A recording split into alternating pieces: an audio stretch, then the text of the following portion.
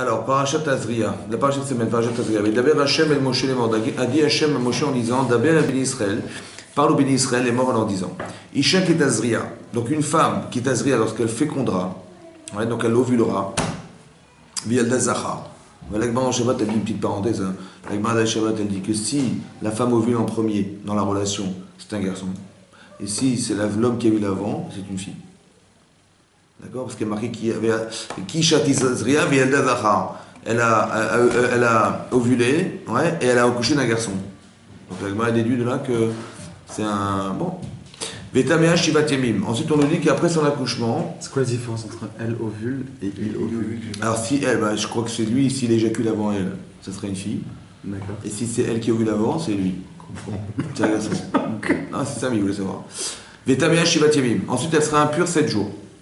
Kime Nidat Devotat Yoma. Ouais, comme. Excusez-moi, j'ai pas compris.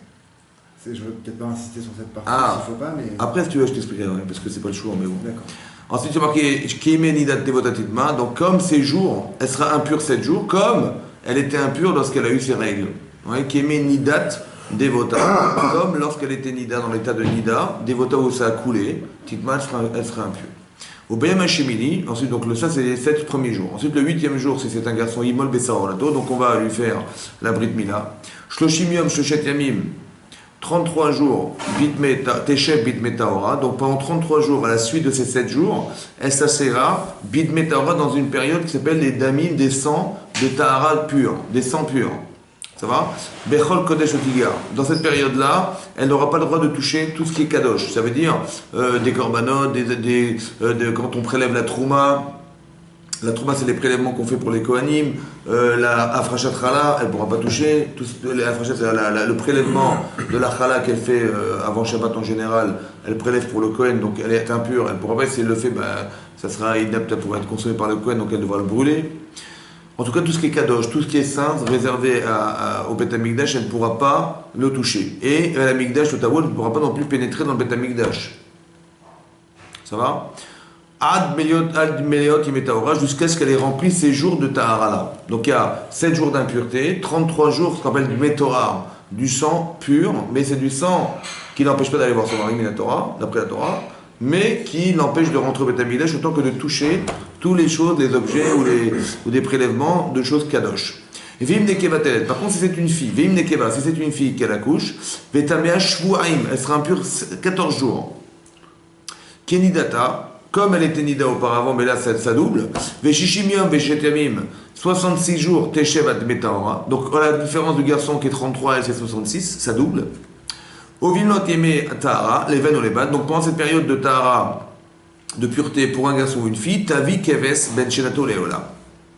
Elle apportera un agneau, ouais, Ben Chenato, âgé d'un an, Leola en Korban Ola. Un Korban Ola, c'est un sacrifice, qu'on brûle, complètement consumé. Il n'y a pas de consommation, il y a des Korban qu'on consume, il y a un Korban qu'on consume qui est le Korban Ola, un Korban qu'on consomme, qui est le Korban Shlamim, des Korban de Nedava, de don, des Korban comme de Korban Pessah qu'on devait manger, etc. Ces Korbanot, là on les mange.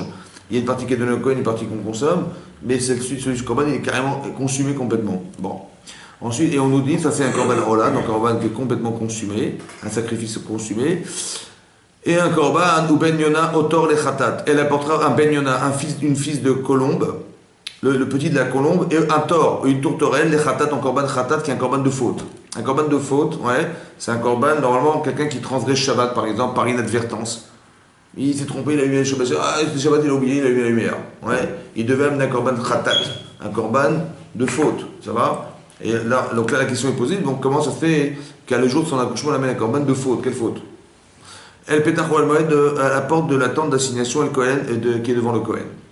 Veikrivo lifne Hachem. Donc, le korban qui est approché par le Kohen, il va être mechaper aléa, il va expier sa faute, il va l'expier elle. Vetaera, et ça la purifiera ça, mimekor damea, de la source de son sang.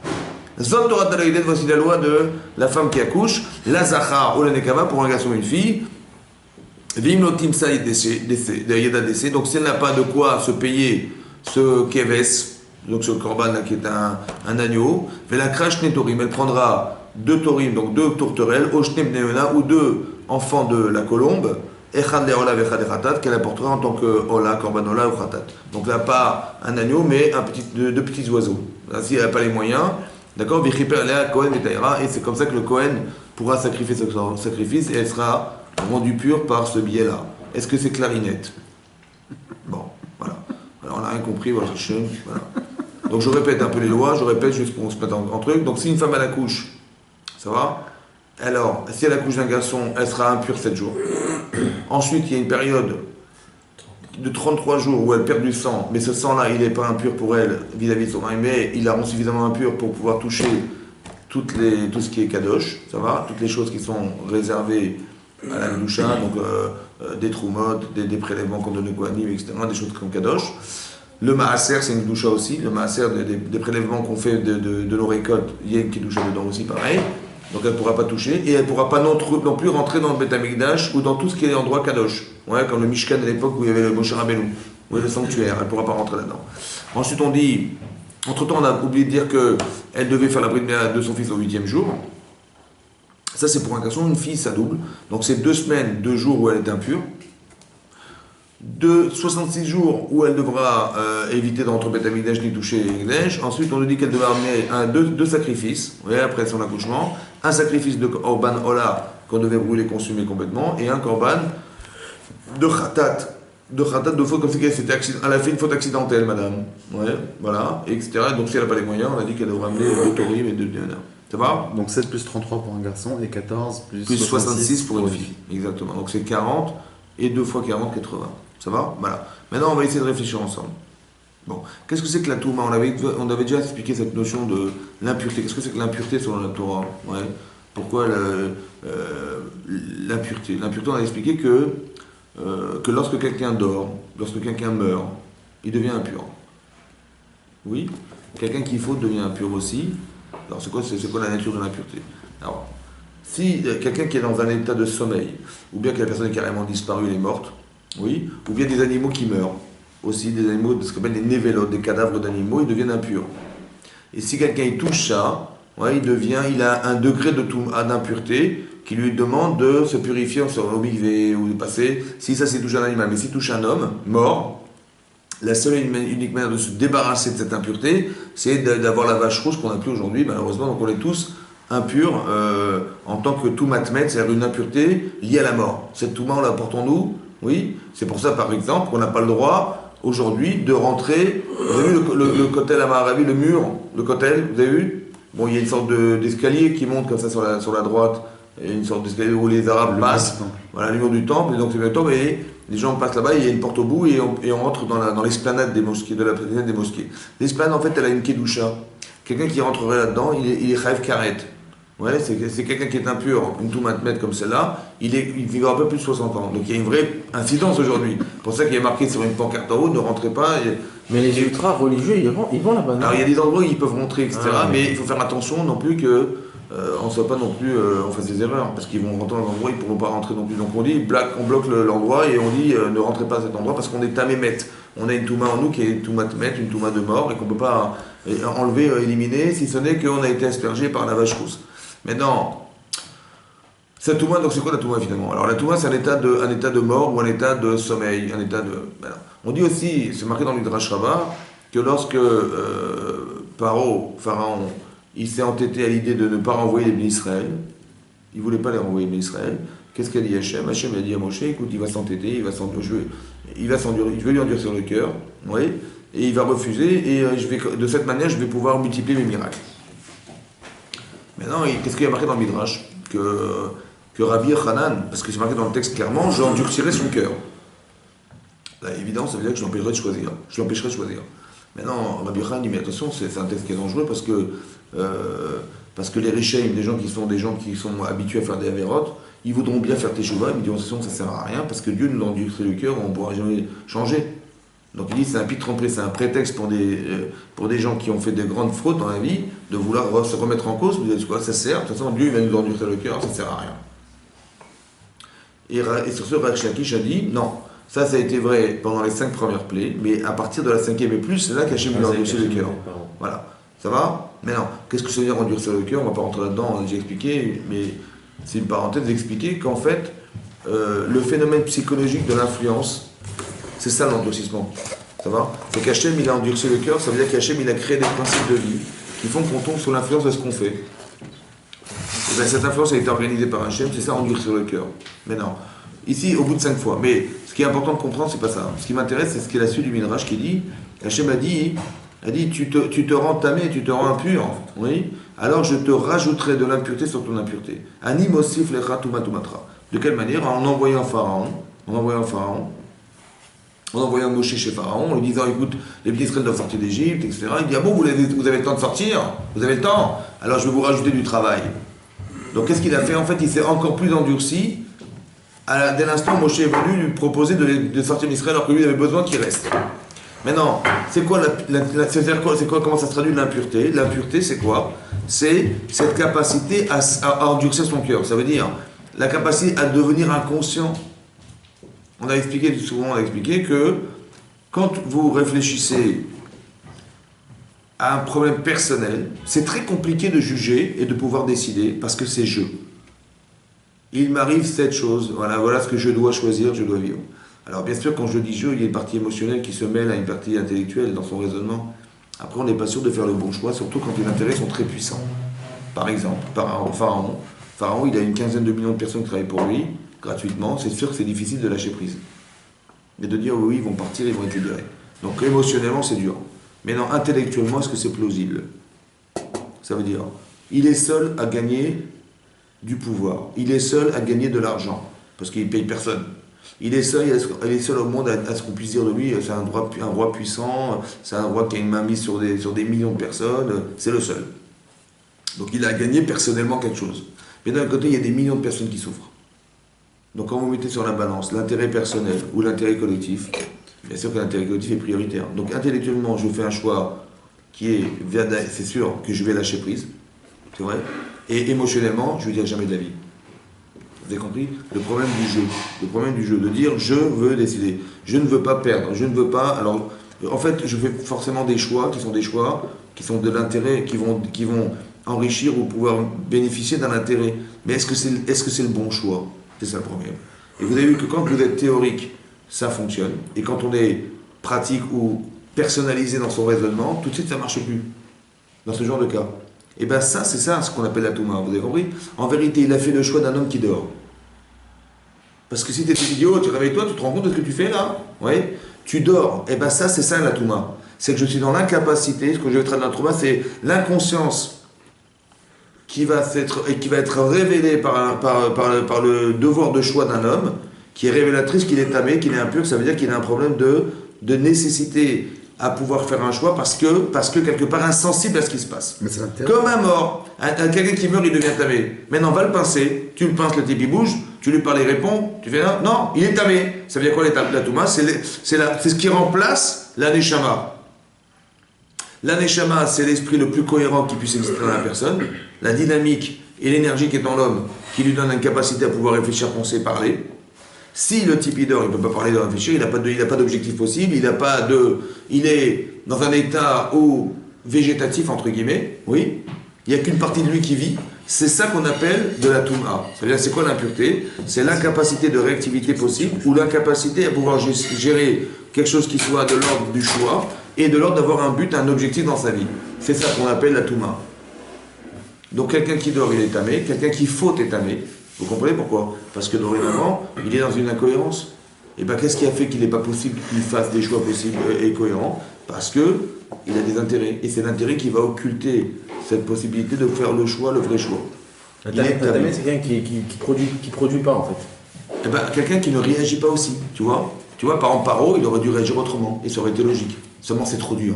C'est très difficile de faire abstraction de ses intérêts personnels pour l'intérêt des autres, surtout quand des intérêts politiques, économiques, d'ordre social et tout, c'est très compliqué contre l'homme de la situation. Très dur de se détacher de ses intérêts dans ces cas-là, parce que ça remet tout en cause. D'accord, donc si tu réagis pas, t'es tamé, t'es un tamé. C'est ça que exactement. C'est pourquoi je dis ça, parce que la mort engendre la Touma. Le fait de dormir engendre la Touma. Voilà, l'impureté, tu vois. Il y a marqué dans le Midrash, je te rajoute de l'impureté sanguine, ça veut dire quoi? Je rajoute, ça veut dire que le fait de s'entêter plus encore rend tamé. Mais ça veut dire quoi? Pourquoi il devient impur parce qu'il s'entête? Parce que l'entêtement forcément est révélateur dans l'intérêt. Je ne m'entête pas pour rien, c'est parce que je ne veux pas perdre, que je m'énerve, que je m'entête à vouloir garder. Et bien ça, c'est l'expression de l'intérêt profond que j'ai et qui m'empêche de voir de façon cohérente.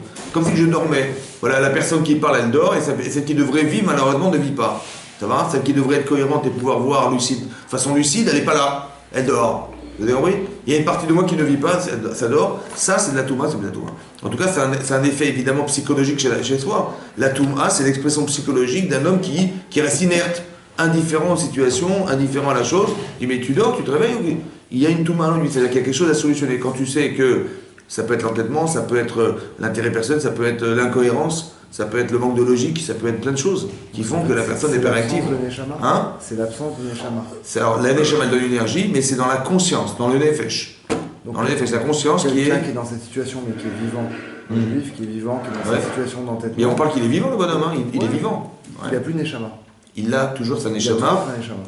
Mais le lien qui est entre la Neshama et la personne, c'est la conscience. C'est elle qui est polluée. C'est la conscience. La conscience qui est polluée. Tu vois? Et un homme réagit avec cette conscience. Et le souci qu'on peut avoir, c'est que comme mes critères, tout ce que je suis, c'est une somme d'influence et une somme de réflexion. Voilà ce que je suis. Donc je réfléchis avec ces critères, dans ma conscience. Et ça peut avoir des influences positives si j'ai fait des bons choix et négatifs si j'ai fait des mauvais choix.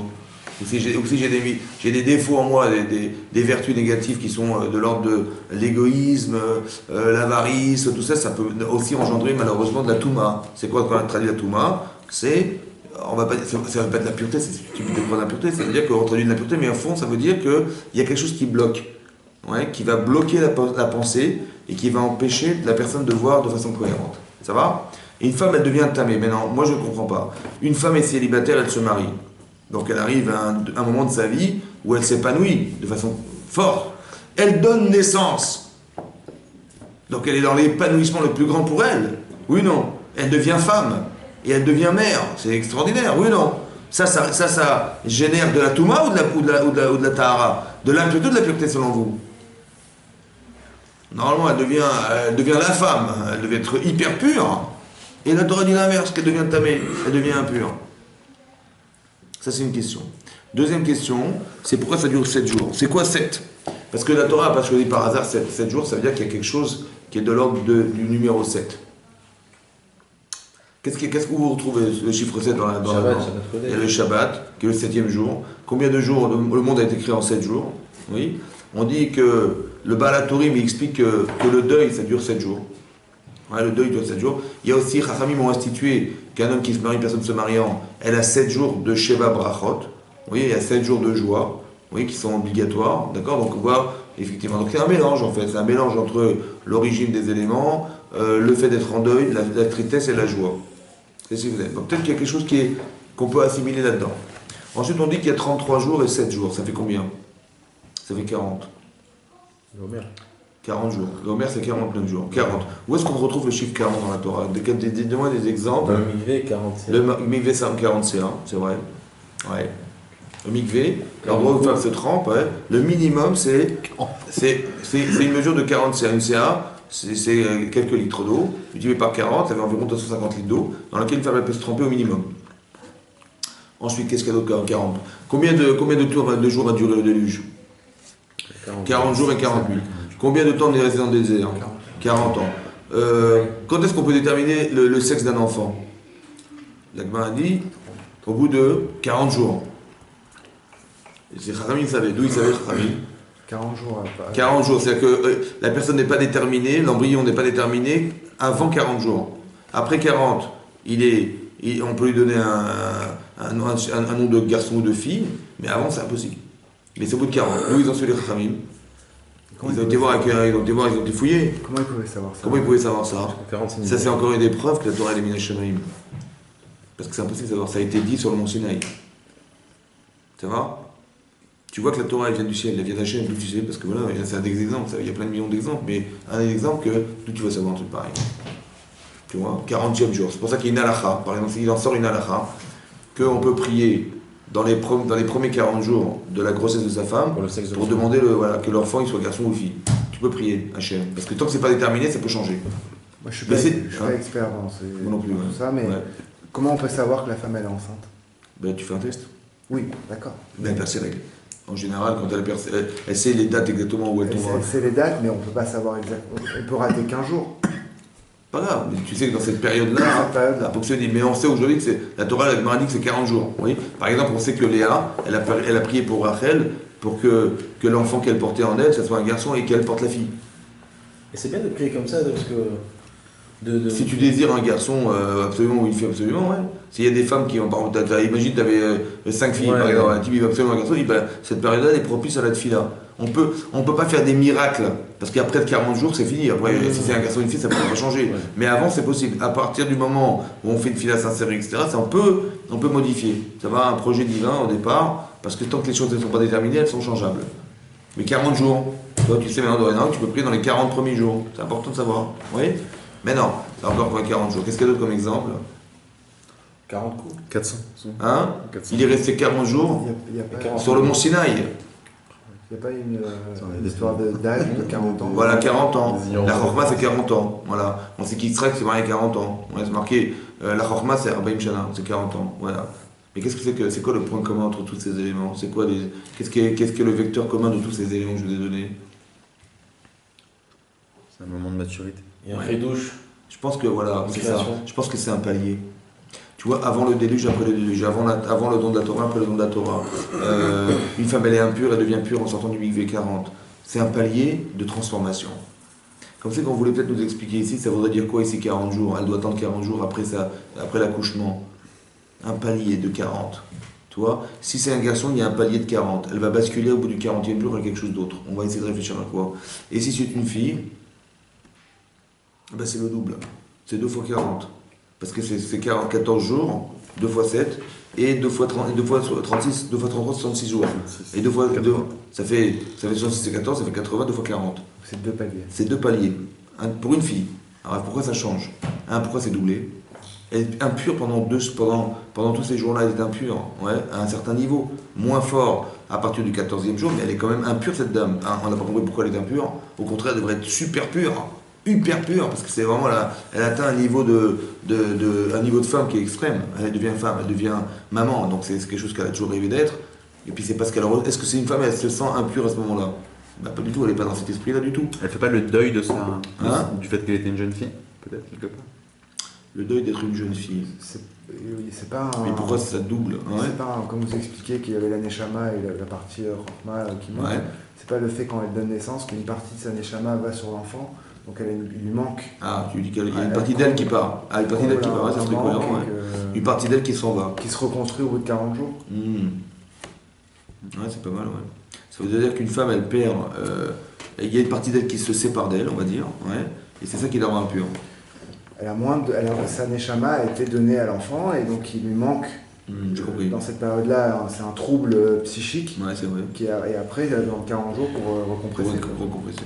C'est un palier, c'est-à-dire qu'elle se sent deux maintenant. Avant, elle se sentait vidée d'une partie d'elle, et là, elle se sent impure, donc c'est ça la partie d'elle qui s'en va, et qui se rétablit au bout de 40 jours. Ouais, ça serait... Et une fille, pourquoi c'est doublé? C'est ce que j'essaie de...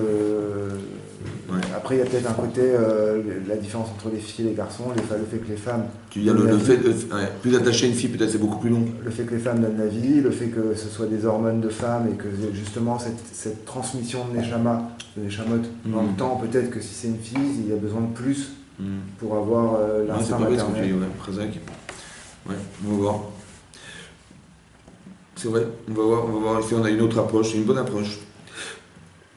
En tout cas, c'est marqué comme ça. Après, Adonna Korban Khatat, quelle faute elle a faite? Elle a tellement souffert pendant la... Le Ramban, il dit comme ça, voilà. Le Ramban, il dit qu'elle a tellement souffert le jour de son accouchement qu'elle s'est jurée de ne pas retourner enceinte et d'accoucher.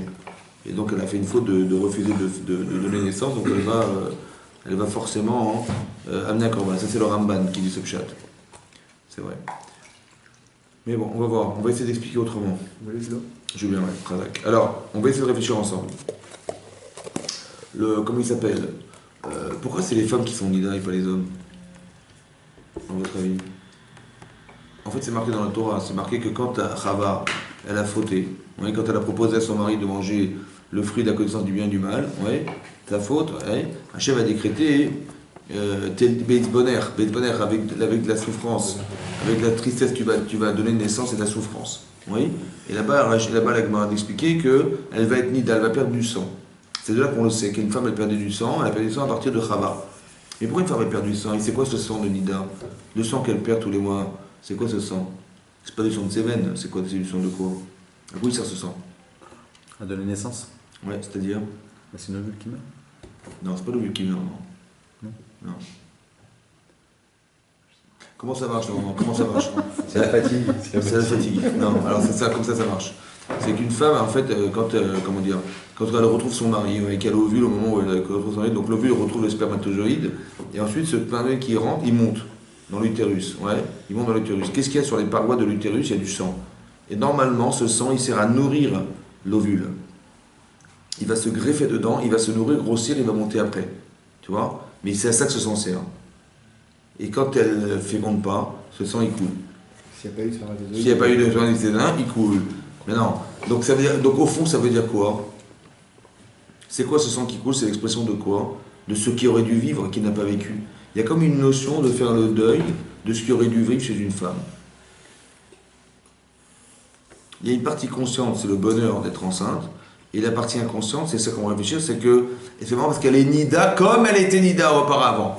Mais si auparavant, le fait d'être nida, c'est un signe de deuil pour elle, parce qu'elle sait qu'elle aurait dû engendrer quelque chose qui n'a pas été engendré, donc elle fait le deuil de ce qui aurait dû vivre, entre guillemets. Vous voyez, qu'est-ce que voudrait dire le fait de... Alors qu'elle donne naissance, qu'elle va faire le deuil de quoi maintenant? Ça va, c'est important d'y réfléchir. Elle devient tméa, elle devient impure. On avait parlé une fois de cette question. Vous savez que il faut pas. J'explique souvent dans les shurim, dans les cours, qu'il n'y a pas de punition dans la Torah.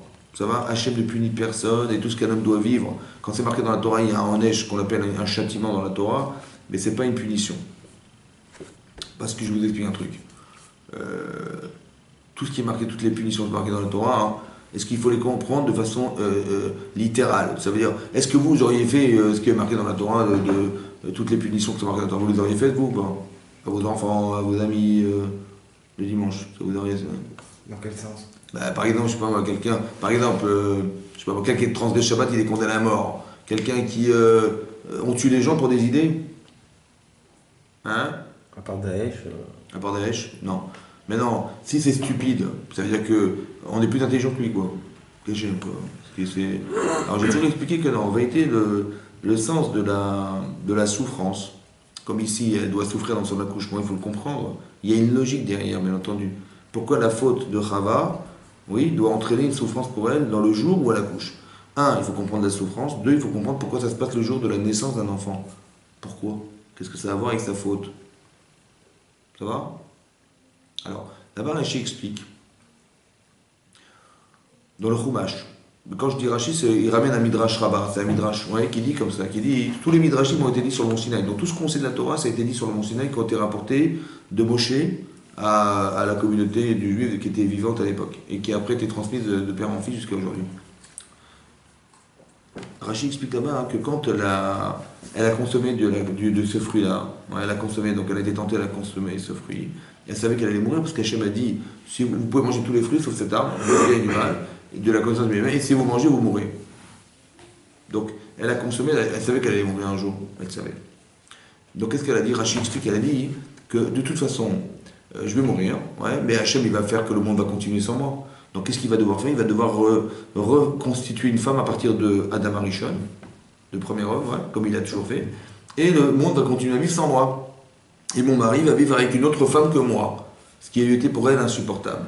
Donc elle a dit, il faut absolument que ça s'arrête là, et donc elle a proposé à son mari de manger, comme ça il va mourir avec elle, et ça sera fini. Et comme ça, elle ne souffrira pas de cette problématique. Ça va? Voilà ce que dit Rashi. Alors j'ai compris de là, quand on décante un peu le raisonnement, qu'est-ce qu'elle a fait? Elle a dit, elle était forcément jalouse, donc elle a dit, je ne supporterai jamais que mon mari épouse une autre femme que moi, il faut absolument qu'il meure avec moi, et donc c'est ça qu'elle a organisé, ce scénario, ce stratagème, pour que Adam il meure avec elle. Ça va, c'est clair ou pas? Mais non. S'il va épouser une autre femme qu'elle, elle va souffrir ou pas? Bien entendu, donc c'est pour ça qu'elle a été jalouse, elle va souffrir. Mais pour qu'elle ne souffre pas, qu'est-ce qu'elle a pensé? ben, il faut que son mari meure. Comme ça, il n'y aura pas de problème. Ça veut dire que elle a tué son mari au détriment de sa souffrance. Il est mort pour que pas qu'elle souffre. C'est clair? Donc qu'est-ce que fait Hachem? Comment, c'est quoi la capara, l'expiation de sa faute? Puisque d'origine, sa faute, c'est une forme d'égoïsme, au point de tuer celui qui doit vivre pour ne pas souffrir. Alors c'est ce que Hachem a dit, tu vas faire naître dans la douleur. Ça veut dire comme ça, à l'inverse. Combien tu veux que vive? Si ça te coûte rien, bah tu vas le travail, voilà, j'accouche, j'ai des enfants, il n'y a pas de problème. Non, de la même manière que cette forme d'égoïsme en toi, qui a voulu faire que il va mourir pour ne pas que je souffre, il faut que tu sois d'accord de souffrir pour que vive. Vous avez compris? C'est pour ça qu'elle accouchera dans la douleur. C'est clair? C'est la capara de la faute. La capara, c'est l'expression de sa faute. Oui. Vous avez compris que la capara, l'expression, c'est pas de la mystique. C'est d'expliquer que le châtiment qu'elle a subi est logique. De la même manière que Hachem a dit à Adam Arishon, tu vas quitter le Gan Eden, tu te chasses de ce jardin d'Éden et tu travailleras dorénavant la sueur de ton front. Oui. C'est une punition ou pas? Hein? Ou pas? Ou pas? Bien sûr que c'est une punition. Ou pas? Ah non, mais vous voulez dire que non. Mais non, c'est sûr que non. Alors on va essayer de réfléchir comment? Comment c'est une punition? J'arrive pas à comprendre en fait La logique. la Voilà. logique, elle est dure à chaque fois. Elle est dure, la logique, voilà. Il faut trouver la logique. Alors c'est comme ça. Bon. Alors je te pose à toi, le David, la question. Hachem il te téléphone, t'es Adam Arishon. Ouais, allô? Allô David? Ça va? Bon. Écoute, tu peux manger de tous les fruits de la terre, de tous les arbres, sauf un arbre. Ouais, cet arbre-là, tu vois, celui-là, le Etzadat Tovama, celui-là, il ne faut pas toucher. Ça va? T'as bien compris ou pas? J'ai confiance en toi, hein? Allez, Hazak. Bon. Finalement, Adam Arishon a fauté, il a mangé cet arbre. Il a mangé le fruit de cet arbre. Comment il a fait? Comment il a pu manger alors qu'il a reçu un coup de fil? Et Hachem lui-même lui a dit de ne pas manger. Comment c'est possible qu'il ait pu manger? Alors, manifestement, l'intérêt qu'il avait de manger était plus grand, supérieur à la conscience qu'il avait d'Hachem. Oui ou non? Yes. Donc qu'est-ce qu'il faut faire pour réparer ce problème? Il faut reconstituer Hachem chez lui. Oui ou non? Oui ou non? Alors il dit comme ça. Manifestement, là où tu vis, c'est trop dur. Il y a une tension trop grande de galérer, tu fautes. Donc qu'est-ce qu'il faut faire? Pour le mieux pour lui, c'est... Il vaut mieux sortir pour rentrer un jour. Donc le mieux pour lui, c'est pas de rester, parce que c'est trop dur. Manifestement, c'est lui qui faute. Donc il vaut mieux le mettre dehors, dans le but de retourner au Gan Eden. Ça va? Donc c'est pour ça qu'il le chasse. Donc c'est nécessaire. Mais il lui dit, maintenant tu vas travailler sur ton front. Tu vas travailler à la sueur. Alors qu'avant, tu faisais rien. Pourquoi une souffrance? Pourquoi il doit souffrir? Ça va être dur. Pourquoi c'est dur? Oui? Alors on va être clair, voilà. Maintenant, Adam Arishon, il va labourer la terre. Parce qu'il va falloir qu'il cultive du blé, qu'il arrive à manger du pain, il faut de la farine, donc il faut du blé et de la farine. Donc qu'est-ce qu'il va faire? Il va labourer la terre. Donc il va fabriquer une charrue, il va l'atteler à un bœuf, et il va commencer à faire un sillon. Ouais. Il va commencer là, clac! La charrue se casse. Qu'est-ce qui se passe? Bah oui, il y avait un caillou sous la terre, un brochet comme ça sous la terre, et la charrue l'a sauté en l'air. Je dis, mais attends, mais moi j'ai pas des yeux pour voir sous la terre. Bon, je t'en prie, après Hachem, je t'en supplie, je vais refaire une charrue, mais je t'en supplie, j'espère que la prochaine fois, il n'y aura pas de cailloux sous la terre, je t'en supplie Hachem. Bon. Donc, il espère qu'il y a il prie comme ça, il fait un sillon, 2, 3, 4, 5, il n'y a pas eu de cailloux, merci Hachem. Après, il commence à semer, ça va, il fait 50 mètres, il voit les pigeons, les oiseaux qui commencent à manger ses graines. Il dit, ça va pas, il y a un problème, hein. Je t'en supplie Hachem, qu'ils aillent trouver les oiseaux à un autre endroit pour manger. Pas les graines que j'ai plantées à 50 mètres. Je t'en supplie Hachem. Donc il fait. Bon, Hachem, les oiseaux sont pas venus. Après il attend, il pleut pas. Je vous la fais en gros, hein, pour que vous compreniez le problème. Et il pleut pas. Donc il dit, bah, je t'en supplie Hachem, mais qu'il pleuve. Mais s'il pleut pas, c'est impossible. Ça va? Etc. Après, qu'il soit pas trop venteux. Et après que ça pleut, mais bien, pas trop fort. Ou que l'hiver soit pas trop rude. Ouais, et etc., que ça pousse bien, qu'il n'y ait pas comment dire, qu'il n'y ait pas d'herbes sauvages qui viennent inonder ou noyer ou étouffer mes herbes, etc., etc. Vous avez compris ce qui se passe? Il va suer. C'est dur et c'est dur. C'est dur et c'est dur. Mais à chaque fois, il va demander à Hachem, je t'en supplie. Pourquoi? Parce que tous les critères ne sont pas des critères humains. C'est des critères naturels. Maintenant, est-ce que tu maîtrises la nature? Toi, tu veux que les nuages ils arrivent, tu peux les apporter, tu veux qu'il pleuve, qu'il vente, qu'il marche, que l'hiver soit pas trop rude, ça dépend que d'Hachem. Donc tu vas dépendre de lui de façon totale. Mais non, au bout de 6 mois, tu as récolté ton blé, tu as retiré les grains de blé des épis, tu as fait de la farine, tu as fait ta baguette. Quand tu vas dire Baruch Ata Hashem Elokeinu melech haolam hamotzi lachem min haaretz, ouais, cette bracha que tu vas faire sur ce pain-là de tout ton travail, ouais, est-ce que c'est la même bracha que tu vas dire si tu achètes la baguette à 90 centimes à aller chez la boulangère? C'est la même bracha, ça t'a pris 2 secondes, la boulangère, bonjour madame, 90 centimes, tape la baguette. Est-ce que c'est le même hamotzi lachem min haaretz que celui qui a travaillé 6 mois pour récupérer du blé et faire sa baguette avec? C'est sûr que non. Mais il y a quoi dans la baguette? Il y a toute la émouna qu'il a dû réaliser, oui, pour arriver à obtenir ça. La parnassa. Sa parnassa, son travail, c'est l'aboutissement de son travail, c'est ça que Hachem lui a donné. Vous avez compris maintenant? Maintenant, combien il pèse Hachem dans sa conscience? Parce que voilà le résultat. Mais c'est énormissime. Maintenant, est-ce qu'il peut transgresser la Torah? Est-ce qu'il peut se transgresser sa volonté alors que, regarde, par sa volonté, regarde tout ce qu'il a reçu? Il ne peut plus. C'est ça qui est réparateur de sa faute. Qu'au départ, il n'avait pas conscience de la volonté d'Hachem et de la constance d'Hachem dans sa vie. Vous comprenez ce que ça veut dire, ça?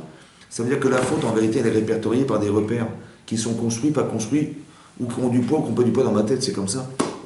Donc quand il m'arrive un truc, je dois comprendre ce qui m'arrive pour comprendre derrière que nécessairement ça vient combler ce que je n'ai pas rempli. Comme si que ce qui était tamé doit devenir tahor, donc il faut enlever cette touma, cette impureté, cette chose qui obstrue ma pensée, oui, et la remplacer par quelque chose de cohérent. Et bien des fois c'est dur. Pourquoi c'est dur? Parce qu'en vérité, cet entêtement, il a engendré chez moi une volonté de ne pas lâcher. Ça m'intéresse de faire que Dieu n'est pas là. Quelquefois, ça m'intéresse, ça va? Mais Hachem, il veut qu'on crée des liens entre nous, donc il va faire que... C'est ça la difficulté à recréer chez soi, la volonté de le faire exister. Vous comprenez ce que ça veut dire? C'est pour ça que c'est dur. Un, c'est dur. Et deux, que ce que ça va engendrer va forcément nourrir l'existence d'Hachem dans sa vie. Donc maintenant, il va réfléchir avec Hachem, pas sans lui. Parce qu'avec tout ce qu'il a reçu comme bienfait, il ne peut pas occulter ça. T'as compris? C'est en ça que c'est réparateur. La logique de la réparation, c'est ça. C'est ça les 40 jours de, par exemple, pour le garçon. De quoi? Non, c'était juste expliquer, là c'était expliquer la douleur. Tu vois que par exemple, moi j'ai toujours expliqué que la douleur amène à la conscience. Par exemple, on a été esclave pendant combien d'années en Égypte? 400. 210 ans, esclave 210 ans. 210 ans, c'est-à-dire que des gens ils sont nés et morts esclaves. Ah oui, 210 ans, les types ils sont nés et morts esclaves. Ça va? Mais non, mais c'est une catastrophe. C'est une catastrophe ou pas? Nous, on dit dans la Gala de Pessah, on dit, vous savez, on était des esclaves en Égypte. Et on est libre, mais on va chercher, on est libre. Ça va? Pourquoi pour être libre, il faut passer par une souffrance? Parce qu'on est khamim. Pourquoi il faut passer par l'état de évêque pour être libre? L'état d'esclavage pour être libre. Pourquoi non? T'as qu'à dire, on va fêter la liberté. Parce qu'on n'a pas de conscience de ce que veut dire être libre. Une fois, j'ai dit aux gens, je leur ai dit, vous êtes libre en France ou pas? Hein? Comment vous avez? Non? Hein? On n'est pas libre. On n'est pas libre. Pas libre, on n'est pas libre. C'est la proclamation de liberté. Je sais pas, tu fais ce que tu veux machin, tu te sens en sécurité, tu te sens ce que tu veux. Bah, libre, c'est pas faire ce qu'on a envie comme on dit. Non, mais de ce que tu peux faire, de ce que tu dois faire et que tu as envie de faire. Ouais, ça va. Ouais. En tout cas, il y a une discussion entre toi et toi, quoi. Je sais pas. Non, on est régi à la loi. D'accord. Si on respecte la loi, Ouais. on est libre. Ouais. Alors j'ai posé une question, je leur ai dit comme ça. J'ai dit voilà, je vais vous offrir un billet d'avion en Israël, vous voulez ou pas? Un billet d'avion pour partir en Israël. Ah, tout le monde dit oui. Hein. On dit oui. Mais je vous envoie un billet d'avion pour partir en Israël, mais vous allez vous retrouver à Gaza pendant une semaine. À Gaza, une semaine avec les tzitzit, la kippa, et un Sefer Torah que vous devez garder sur vous pendant 7 jours. Ça va? Voilà, pendant 7 jours à Gaza, Sefer Torah. Comment ça va se passer là-bas? Un peu difficile, il va falloir courir vite. Hein? 7 jours, il faut se cacher, ça on nous tire dessus. 7 jours, hein, tous les jours, matin, dimanche, lundi, mardi, mercredi, jeudi, vendredi, samedi, Shabbat, dimanche. Shabbat, il faut faire la prière, on va tout à Gaza. C'est compliqué, hein? Bon, au bout de 7 jours, vous revenez en France. Comment vous vous sentez? Il n'y a plus de problème là, tout va bien. C'est là que tu mesures. T'as compris? C'est dans cette forme d'obscurantisme et d'obscurité que tu te rends compte de la lumière que tu as d'avoir, de la chance d'avoir de la lumière ici. T'as compris la différence? C'est marrant que par contraste, on ne sait pas mesurer sans comparer. On ne peut pas mesurer quand on ne va pas ailleurs, ou quand c'est pire ailleurs. Il faut que tu te rends compte qu'un jour tes parents étaient esclaves pour dire Baruch Hashem, c'est fini. Tu te rends compte? Parce qu'on ne sait pas jouir et ne mesurer la conscience qu'on a d'être libre. des fois, ça sert qu'Hachem il nous envoie un petit truc comme. On dit, ouais, c'est pour nous bouger un peu. Mais non, l'idée de bouger, c'est quoi? L'idée de bouger, c'est d'avoir conscience. C'est ce qu'il a manqué. Vous avez compris? Maintenant, en quoi donc, on a compris pourquoi une femme elle accouche dans la douleur. C'est vrai, on a compris. Mais pourquoi ça dure 7 jours et c'est quoi cette forme de deuil? Intéressant, non? Et c'est quoi le korban khata de la faute? Alors, il faut savoir, oui, que c'est pas parce qu'un jour un homme et une femme ont fauté sur la terre que nous, on est victimes de leur choix. C'est ce que les gens pensent en général. Tu dis, tu vois, si Adam et Chava n'avaient pas fauté, on aurait été dans un monde merveilleux. Ouais. Et à cause d'eux, maintenant, voilà, toutes ces pérégrinations, tous ces trucs, les massacres, les machins, les trucs, les gens qui nous en veulent, on est juifs, la Torah, il faut la bisvote. C'est compliqué, c'est dur d'être juif. Hein. Ouais. Voilà, à cause de ces gens-là qui ont fauté à l'époque. Alors je dis, heureusement, il est faux. Pourquoi il est faux? Parce que, de la même manière que la Torah dit qu'un homme est comme un etz, un arbre. Un homme, c'est comme un arbre. Oui, vous avez vu, quand on fait un arbre généalogique, on a pris un arbre, à votre avis. C'est bizarre, non? Hein? Pourquoi tu prends un arbre généalogique pour un arbre? Pour un immeuble. Il y a chaque étage, chaque famille, chaque année. Ça a des branches, ça a des racines. Voilà. Ça a des racines et ça aussi. Et c'est quoi l'origine de l'arbre? La terre. L'origine de l'arbre? La graine. La graine. C'est un pépin. Tu as mangé une pomme. Voilà, tu as mangé une pomme. Tu sais, il te reste un pépin dans les mains. Qu'est-ce que tu fais? Tu le plantes. Ouais. Là, si tu pouvais vivre 300 ans, tu verrais tout ce que cet arbre il a dû produire. Combien de milliers de tonnes de pommes il a dû produire? C'est vrai ou pas? Elles étaient où les pommes? Hein? Dans le pépin. Ça veut dire que tout est contenu dans le pépin. Tu es dans ce spermatozoïde, cet ovule, il y a cet enfant, mais il n'y a pas cet enfant. Il y a tout ce qui va engendrer. Comme par exemple, c'est marqué dans la Torah, oui, que quand Caïn, il a tué Evel, Hachem a dit, Dme achichat soakimenai, les sangs de ton frère crient vers moi. Alors il m'a demandé, mais quoi le sang? Le sang, ils n'ont pas dit, c'est tout seul. Il dit non, parce que quand il a tué Evel, il a tué tous ceux qui allaient descendre de Evel. Les descendants d'Evel, ils ont disparu, ils ne peuvent pas vivre parce qu'il est mort. Il n'a pas fait un crime, il a fait un génocide. Tu vois? Donc ça veut dire que qu'est-ce qu'on apprend de là? Que la personne, on ne regarde pas la personne telle qu'elle est, mais telle qu'elle doit être représentée par rapport à tout ce qu'elle va engendrer. Maintenant, si on existe, on est les fruits de l'arbre, et que le pépin c'est Adam, donc est-ce qu'on était dans Adam un jour? Est-ce qu'on était dans Adam un jour? Oui, non. Donc le choix de Adam, c'est le choix d'un homme, le choix de l'humanité qu'il comporte en lui, qu'il porte en lui. C'est quoi? Est-ce que le choix de Adam Arishon, c'est le choix d'un homme, ou c'est le choix de l'humanité? Donc si c'est le choix de l'humanité, donc est-ce que c'est de sa faute? Non. Donc est-ce que maintenant, moi qui fais partie de l'humanité de Adam, j'ai pas à remplir mon rôle dans mon humanité, à moi, la mienne, et essayer de combler ce qu'il a été? Est-ce que je suis pas une particule de Adam? Est-ce que je suis pas la molécule de je ne sais pas quoi? Peut-être, vous comprenez quoi? Donc comme si il y avait un tableau là-haut dans le ciel qui était Adam, il fallait combler les vides. Et nous, notre but à nous, c'est de combler notre place. Ça va? Donc ça veut dire que si c'est vrai, ce raisonnement est juste, donc ça veut dire que si je comprends bien la faute de Adam, moi qui suis un homme, je vais essayer de comprendre mon problème d'homme, parce que la faute d'Adam a été répertoriée chez l'homme, et la faute de la femme a été répertoriée dans la femme. Si à Chava, elle a été Nida un jour, et que toutes les femmes sont Nida, c'est qu'elles ont un vrai problème, celui de Chava, qui n'a pas été solutionné manifestement. D'où c'est qu'il n'a pas été solutionné? D'où on sait que ce qu'a fait Chava n'a pas été solutionné? Parce qu'on existe. Et aussi, parce que ça n'a pas changé. Ça va, les femmes sont Nida. Ça veut dire qu'on ne s'est pas débarrassé de cet égoïsme. C'est dingue. Hein? Le korban khatat qu'une femme apporte, c'est le korban de la faute qu'elle porte en elle, qui est celle de Chava, qu'elle doit solutionner. Ça veut dire quoi, solutionner cette faute? C'est intéressant. Oui. C'est marrant parce que, écoutez-moi bien, elle fait le deuil de ce qu'il devait vivre. Elle va se tromper dans un migvé, oui ou non? Qu'est-ce qu'il y a dans le migvé? Qu'est-ce qu'il y a comme eau? L'eau du robinet? L'eau de pluie. L'eau de pluie, l'eau de mer, l'eau de pluie. Ça va? Elle va s'immerger complètement dans de l'eau de pluie. L'eau de la mer. L'eau de la mer. S'il y a un petit cheveu qui dépasse, c'est pas bon. C'est pas caché. Elle doit complètement s'immerger dans l'eau. Mais est-ce qu'on est aquatique, nous? Est-ce qu'on vit dans l'eau? Est-ce qu'on peut rester longtemps dans l'eau? Impossible. Qu'est-ce qu'on voudrait dire par ça? Ça veut dire quoi chez vous? Comme si que cette personne devait disparaître dans l'eau. Mais quelle eau? L'eau de la mer. Mais c'est quoi cette mer? Alors j'ai pensé peut-être il est comme ça. Avant qu'Hachem, quand Hachem a créé la planète, elle était couverte de quoi? D'eau. D'eau. Est-ce qu'on voyait la terre? Non. Non.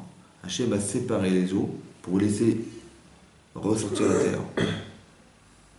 Comme si que quoi? Peut-être ça voudrait dire qu'on demande à cette femme de retourner dans l'origine profonde, comme si cette femme-là devait disparaître et faire naître une femme qui était la femme de l'origine, mais trempée dans l'eau de l'origine.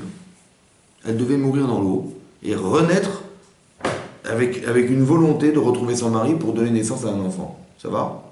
Ça va? Refaire naître une femme.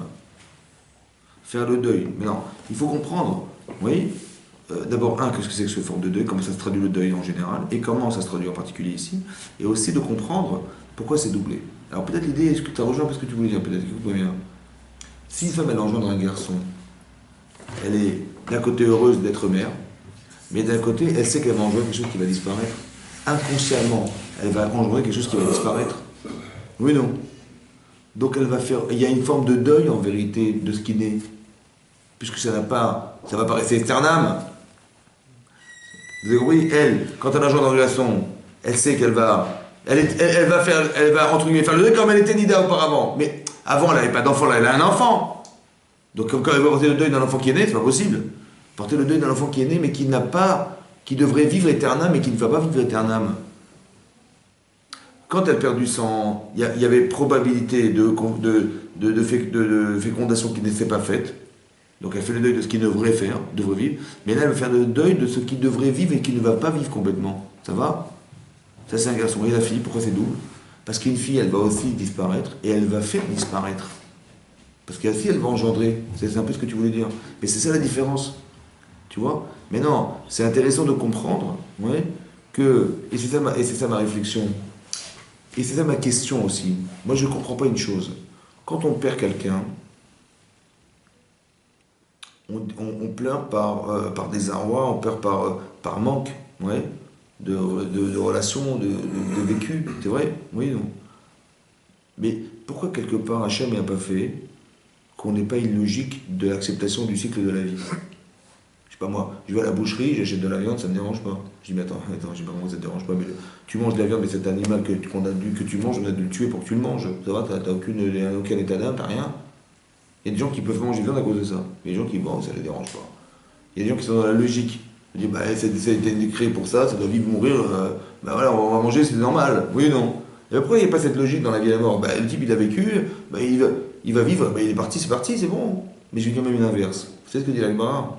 Il a dit que normalement, on devrait pleurer le jour de la naissance d'un enfant. Et on devrait se réjouir le jour de la mort. Pourquoi? Parce que quand quelqu'un il a un enfant, ouais, il dit, bah, tu sais, la vie n'est pas facile, hein. Et quand il est parti, bah, tant mieux pour lui, il est parti, il est au moins dans son monde et tranquille. Et c'est l'inverse qui se passe. Quand on a une naissance, on est heureux. Et quand il est parti, on est malheureux. Quand on a une naissance, on est heureux pour soi et pas forcément malheureux pour l'autre. Et quand la personne a disparu, on est malheureux pour soi et pas forcément heureux pour l'autre. Il y a une forme d'égoïsme, encore une fois, dans la naissance, dans la logique. Mais d'un autre côté, il y a une logique aussi que je suis content d'avoir et je suis malheureux d'avoir perdu quelque chose que j'avais, qui était la présence de la personne en face de moi. Ça va? Ok. Mais pourquoi cette logique n'est pas absorbée par la personne depuis le départ, comme Hachem il aurait dû le construire? Alors j'ai dit, c'est quoi la souffrance du deuil? Oui, c'est quoi la souffrance du deuil?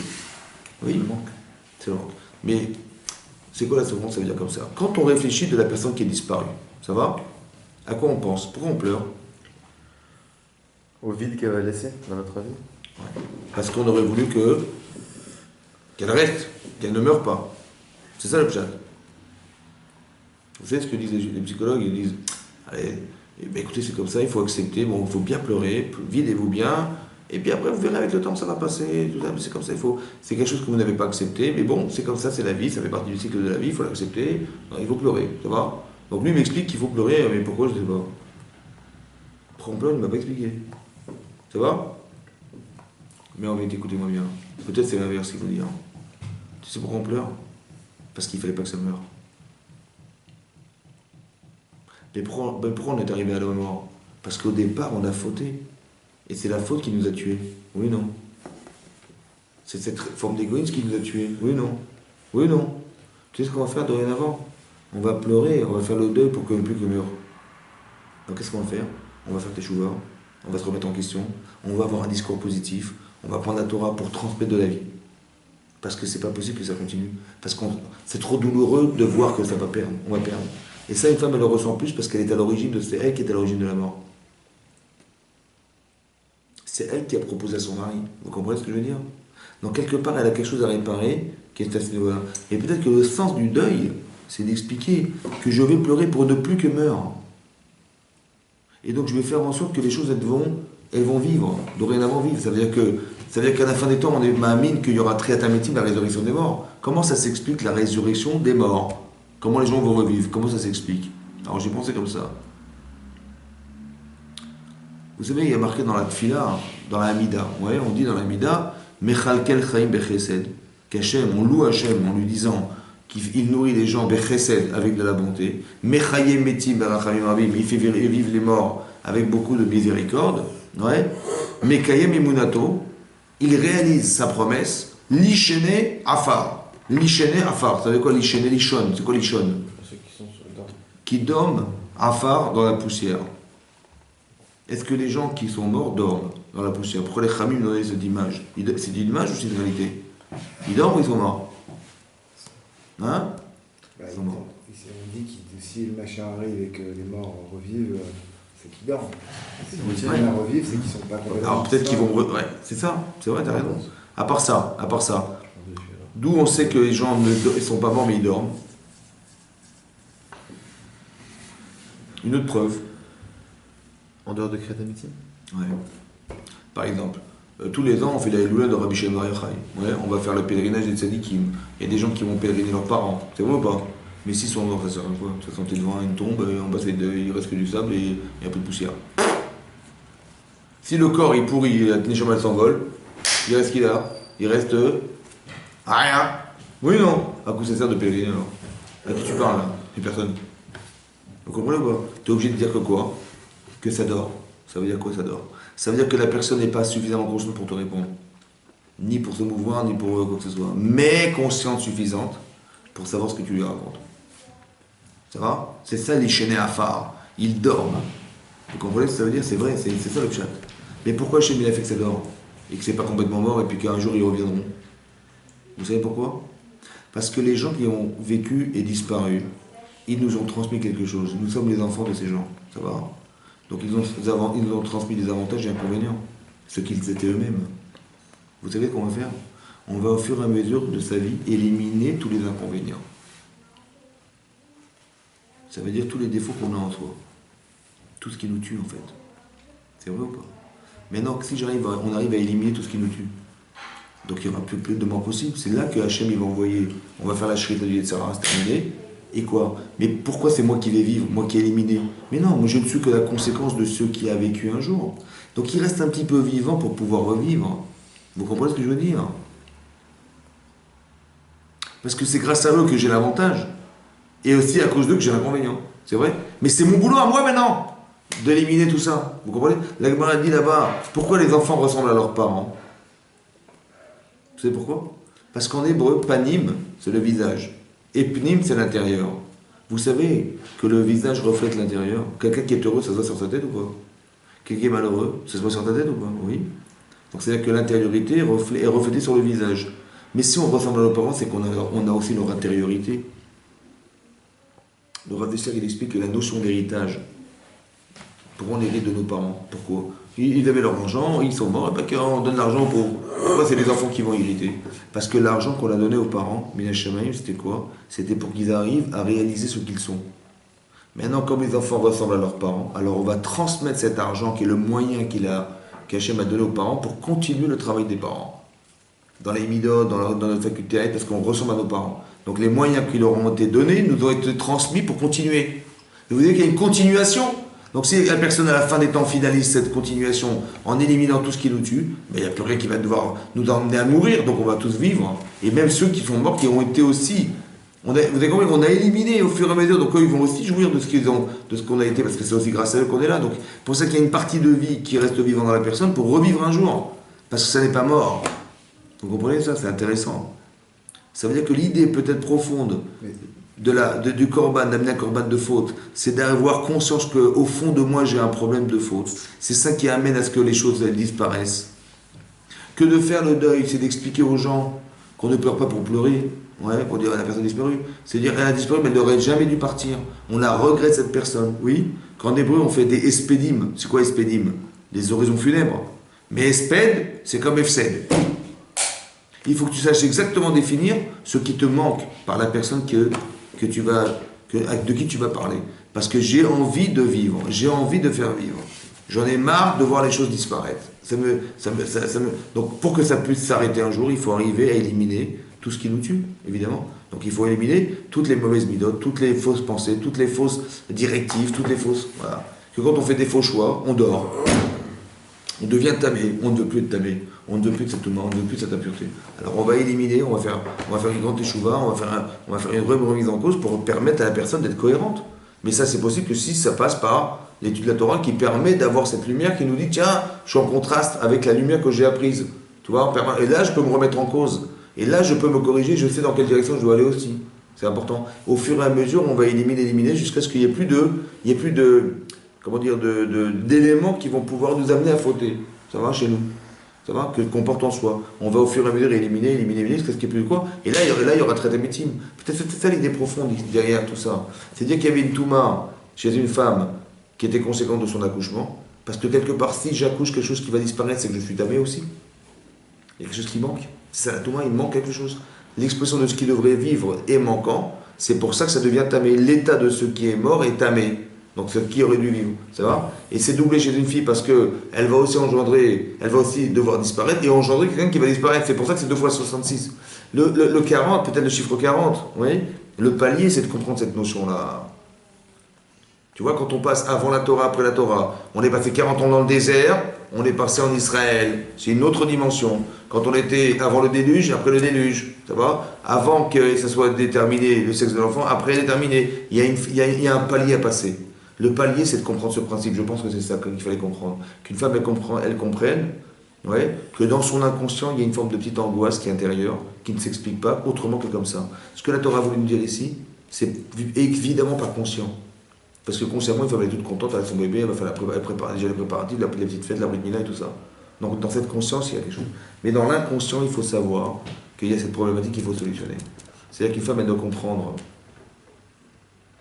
qu'elle porte quelque chose qui doit vivre. Il faut que ça vive. Oui. Et ça dépend de mon discours, ça dépend de l'éducation que je vais donner, ça dépend de la Torah que je vais mettre dedans, ça dépend de tout ça. Il faut qu'on arrête de disparaître, il faut que la mort s'arrête un jour. Tu vois? C'est pour ça qu'elle va faire le deuil. 7 jours de Touma, 14 jours. Parce qu'il y a 2 deuils ici. Il y a deuil de cet enfant et deuil de ce qu'il a engendré. C'est 14, c'est 2 fois 7. Ouais, mais d'un côté, il y a une grande simcha. Ça peut être des Shabbat Brachot. On peut doubler les Shabbat Brachot, on peut doubler la simcha parce que si on a basculé dans le bon sens, on va comprendre que ça va être un jour de joie finalement, un jour. Ça va? Que la mort disparaîtra et qu'on se retrouvera dans le Gan Eden à tout jamais. Vous comprenez? C'est ça qu'on espère. C'est ça. Donc ces 7 jours, ça peut être, c'est vu d'une façon négative ou positive, mais même dans cette façon négative qu'est le deuil, quelque part ça se traduit chez moi comme le désir que ça s'arrête. C'est pour ça que je suis obligé de pleurer. Parce que je regrette que ça existe. Je regrette qu'on soit obligé que la mort ait engendré une situation aussi dramatique. Je regrette ça. Mais ça, c'est le produit de ce que je suis, malheureusement. Vous comprenez? C'est pour ça qu'on doit absolument éliminer ce genre de situation. Donc, Hachem, il a créé cette logique-là pour qu'un homme, il arrive justement à faire teshuva. Comme c'est marqué dans la Megillat Esther, oui, on a dit, oui. Dans la Megillat Esther, c'est marqué que, comment il s'appelle, Mordechai, quand il a su qu'Aman avait décrété le 13 Adar qu'on allait tous disparaître, qu'est-ce qu'il a fait? Il a distribué sac Vaéfer. Sac Vaéfer, c'est des sacs et de la poudre, et de la cendre. Mais ce sont des signes de deuil. Alors je me suis posé la question, j'ai dit, mais personne n'est mort. Il a décrété qu'on avait, mais personne n'est mort. Pourquoi il fallait... Si, des gens étaient morts, alors je dis, bon, on va porter le deuil, mais personne n'est mort. Pourquoi il a distribué des sacs où ils se mettaient dans des sacs carrément les gens, ouais, et de la cendre. Alors j'ai dit comme ça, vous savez pourquoi? Parce que Hachem, ce qu'il voudra, il voudrait essentiellement, c'est qu'on arrive à changer. Ça veut dire qu'il y a une personne qui est fausse, cette personne doit disparaître. Quand on fait teshuva, oui, quand on fait teshuva, est-ce qu'on n'est pas en train d'éliminer la fausse personne? Quand je me rends compte de ce que j'ai fait, je dis mais j'ai honte de moi. J'ai dit mais j'ai honte de moi, je regrette. Oui, mais t'as honte de ce que tu es, mais c'est toi. Tu dis mais t'as vu ce que j'ai fait, machin, mais c'est honteux, mais c'est n'importe quoi, j'aurais jamais dû faire un truc pareil. J'ai honte, j'ai franchement honte et je regrette et je recommencerai plus. Mais de qui tu parles? Mais c'est toi. Oui. Maintenant, comment on est capable de se dédoubler, de parler de soi et de se regretter? Oui. Oui. Ben forcément, il a dû se passer chez moi quelque chose qui fait que je me vois autrement et j'ai honte dorénavant de ce que j'étais. Oui. En vérité, cette personne, j'en veux plus. Je ne veux plus de l'ancienne, je veux la nouvelle. C'est pour ça qu'on n'a pas le droit de rappeler aux gens ce qu'ils étaient dans le passé. Pour deux raisons. Un, parce que c'est honteux, parce qu'il n'a pas envie d'entendre. Et deux, parce que j'ai peur qu'il retourne dans son passé. Donc cette personne, je veux l'éliminer. C'est ça qu'il a voulu dire à Yaakov. Mordechai, il a dit, vous savez ce que vous êtes, il faut que ça disparaisse. Il faut faire naître quelqu'un d'autre.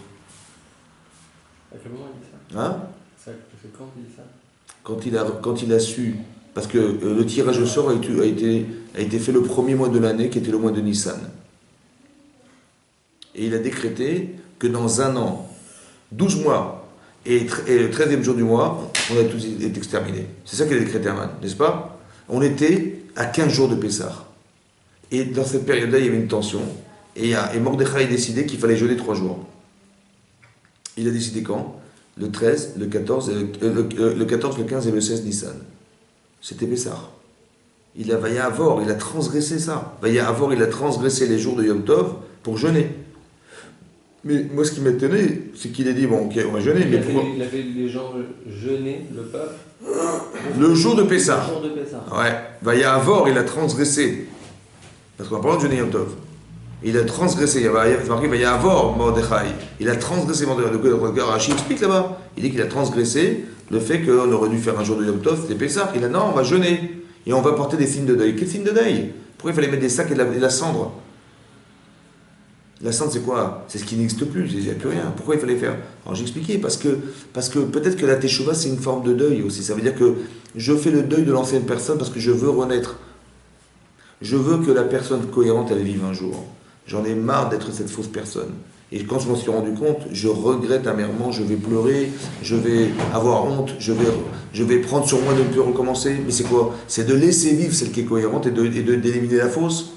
Vous comprenez? C'est ça qu'il a voulu dire. C'est ça le porter le deuil. Vous avez compris? C'est ça le même principe. C'est l'inverse d'accepter la mort. Le psychiatre, il va te dire, mais non, il faut accepter, c'est comme ça, c'est un cycle de vie. Je dis, mais attends, t'as pas compris. C'est pas d'accepter la mort, c'est l'inverse, c'est de refuser la mort. C'est pour ça qu'on pleure. C'est pourquoi on devrait souffrir, je comprends pas. On devrait avoir cette logique de, bah oui, il y a un cycle dans la vie de sa vie, ça va. Bah il a fini sa vie, tant mieux pour lui, il est parti, tant mieux. Pourquoi on devrait souffrir? Pourquoi il a fait la souffrance? Pourquoi il a créé l'attachement? Pourquoi? Parce que l'attachement, c'est un révélateur que ça devrait vivre. Et quand on pleure que ça n'est pas vivant, ça nous dérange. Je dis, bah c'est pas grave, accepte, c'est comme ça, c'est la vie. Non, c'est pas la vie. La vie, c'est l'inverse. La vie serait dû que ça devrait vivre. Ça devrait jamais mourir. Alors on va faire un jour, ça ne mourra jamais. Plus. Et bien pour ça, il faut éliminer ce qui nous tue.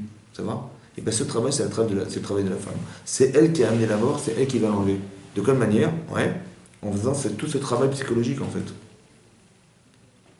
7 jours, 14 jours, 40 jours, tu vois, tout ça, c'est la compréhension logique d'une évolution personnelle. Tu vois? Mais qui amène à penser qu'il faut toujours positiver. Il faut tout comprendre. Il faut toujours comprendre que tout est pour le bien. Ouais, que le Yitzhara, il voudrait me tuer en me faisant croire des choses fausses. Il voudrait me tuer en me donnant des directions qui sont fausses. Je ne vais pas l'écouter, mais pour ça, il faut que je sache. Tu vois? Comme si une femme était victime de ce qui lui arrivait de Chava, et comme elle est une victime, elle va amener un korban khatat, un korban de faute, mais qui n'est pas volontaire. Parce qu'elle n'est que le résultat de ce qu'elle a choisi un jour, ça va? Mais qui est un choix inconscient, parce qu'elle était un jour dans la particule de Sarah, ça va, vous comprenez ça? Korban khatat, c'est un korban de faute. Parce que derrière, il faut comprendre qu'il y a une faute. Voilà. Ça va, il y a une faute, ça veut dire qu'on est, malheureusement, le produit de quelque chose qui a été la faute d'un jour. Et ça a engendré ça a engendré tout ce que ça peut engendrer dans l'histoire. Mais c'est ça qu'il faut éliminer un jour, c'est ça qu'on va éliminer. C'est pour ça qu'une femme, elle est nida, mais ce qu'elle espère, c'est qu'elle ne sera plus nida, c'est que les gens, qu'elle ne sera plus obligée de faire le deuil, que les gens vivront. Donc il faut énormément exprimer ça aux femmes pour leur expliquer aussi que nous aussi on a ce rôle aussi de permettre à la femme de bien comprendre cette notion-là, et de ne pas avoir peur de se remettre en question et d'accepter l'idée que faire le deuil, c'est pas négativer la vie, au contraire, c'est de donner un sens et donner la possibilité positive de la vivre. Combien de gens ils ont fait échouer de cette manière aussi? Moi je vois des gens dans les chouris, ils sont venus pour ils faisaient l'année de leurs parents et tout ça, les types ils ont changé carrément. Un type il devient philosophe, c'est marrant parce qu'au début, on l'a vu avec Henri, mais dès qu'il y a un chemin de deuil, le type tout de suite ça change quelque chose dans sa vie. Et il commence à relativiser les choses et prendre des choses d'une autre manière pour faire que il faut que ça vive dorénavant. Tu vois, le fait qu'il ait perdu quelque chose, quelqu'un de proche, il y a une forme de relativité de la vie qui fait que il faut que ça change, et parce que ce sentiment il est juste. Ouais, c'est vrai. C'est le déséquilibre qui crée ça. Ouais, exactement. Exactement. Et ça a été volontairement organisé pour pousser la personne à changer de direction et à moderniser son rapport à la vie pour faire que ça sera positif et avancer et aller de l'avant. Et refuser tout ce qui... Tu vois, aujourd'hui, on se bat... Une fois, quelqu'un m'a raconté, mais ça m'a touché. J'écoutais la radio, et une bonne femme qui était genre médecin spécialisé dans le sida. Et il y avait un type qui était malheureusement un malade qui était en fin de vie, quoi. Et il n'arrivait carrément plus à parler, quoi. Et elle avait du mal à l'entendre. Alors elle a mis son oreille près de sa bouche pour écouter ce qu'il allait dire. Et elle comprenait rien à ce qu'il disait. Elle dit, écoutez, je comprends pas ce que vous dites. Il parlait pas assez fort et il n'articulait pas assez bien. Et il a dit à cette femme, et elle a raison d'entendre, il a dit merci pour les autres. Elle n'a pas compris. Il dit, merci, compris. Alors après il a expliqué, il a dit, moi je vais mourir. Voilà. Mais je sais que vous allez au bout de ce que vous faites aujourd'hui et que vous allez réussir à trouver le bon traitement et que les gens après vivront grâce à vous. Tu vois? Elle a dit merci, elle a dit trop merci pour les autres. Ça, elle a dit ça va toucher toute ma vie. Il dit je me suis battu, machin, pour essayer de trouver le sérum qui allait sauver les gens du sida et tout, tu vois. C'est incroyable. Là. Vous avez compris ce que je veux dire? Ça veut dire que quelque part, tu vois, c'est 2 secondes dans sa vie, mais ça change toute sa vie. C'est un simple contraste, tu vois. Elle fait ce qu'elle peut, mais elle va pas faire ce qu'elle peut, mais elle va faire tout ce qu'elle peut. Ça n'a rien à voir. Tu vois, moi je fais mon truc, j'ai mes horaires, machin, elle pourra plus, elle n'a plus d'horaires, plus, c'est fini. Mais 2 secondes, ça veut dire qu'elle s'est rendue compte en 1 seconde que pourquoi? Parce qu'il y en a marre que ça meurt. Vous avez compris? Elle va aller au bout pour trouver le vrai sérum et tout, pour que ça s'arrête un jour. Mais ce principe, il est vrai médicalement, mais il est vrai spirituellement, c'est pareil. Vous comprenez que c'est pareil. Il faut que ça s'arrête. Il faut qu'on soit positif. Il faut chaque fois réfléchir au respect de l'autre. Parce que aussi de ne pas respecter la personne, c'est de le tuer quelque part. Parce que quand je ne respecte pas la personne, pourquoi on est vexé quand on ne respecte pas? D'où ça vient ça? Quelqu'un qui me nargue ou qui m'ignore, ça me rend fou. Pourquoi? Comment ça s'explique? C'est comment? Parce qu'on a une échema. Ouais, il n'y a que ça. Chez les animaux, ça ne marche pas. Tu vois, tu prends un animal, un chat, tu le jettes dehors, il va faire oh, ça va, ouais. Non, il va se sauver, il va avoir peur ou il va te mordre. Voilà. Mais il n'a pas de réaction d'orgueil. Pourquoi? Parce qu'il n'y a pas d'échama. La neshama, c'est l'élément surpuissant qui est en nous qui nous fait dire qu'on est quelque chose. Et quand on dénigre la personne en disant t'es zéro, t'es nul et machin, on tue la personne. C'est ça tu es. C'est-à-dire, tu vas faire ça, tu vois ce que je vais te faire. La vengeance n'est que l'expression de ce que la personne elle ressent comme si on avait voulu la tuer. Comme par exemple, un exemple très simple. C'est marqué dans la Torah que Yosef, il a fait de la médisance sur ses frères. C'est vrai?